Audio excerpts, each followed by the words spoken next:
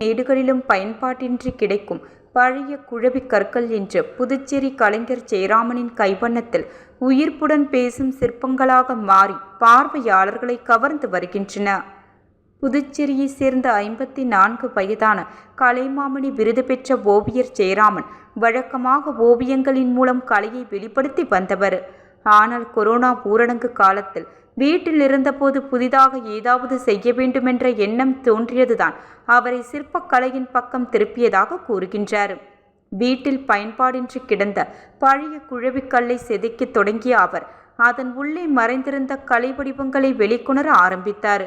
கல்லை செதுக்க செதுக்க அதற்குள் இருந்த கலை உயிர் பெற்றதோடு என்னையும் ஒரு சிற்பியாக அது செதுக்கியது என்று உற்சாகத்துடன் கூறுகிறார் ஜெயராமன்.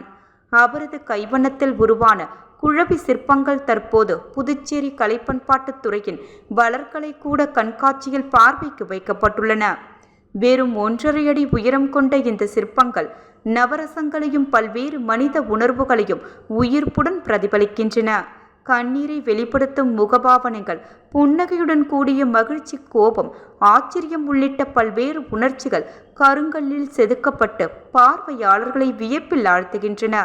இயற்கையில் எதுவும் வீணில்லை, பார்க்கும் கோணத்தை மாற்றினால் எல்லாமே கலையாக மாறும் என்ற கருத்தை ஒவ்வொரு சிற்பமும் உணர்த்துகின்றது. பழைய பொருட்களுக்கு புதிய உயிர் கொடுப்பதும் ஒரு மகத்தான கலை என்பதை ஜெயராமனின் இந்த தனித்துவமான குழவி சிற்பங்கள் நிரூபிக்கின்றன. இந்த சிற்ப கண்காட்சி வரும் 14ஆம் தேதி வரை தினமும் காலை 10 மணி முதல் இரவு 7 மணி வரை புதுச்சேரி வளர்கலை கூடம் அருங்காட்சியகம் அருகே நடைபெறுகின்றது. பெண்ணிற்கு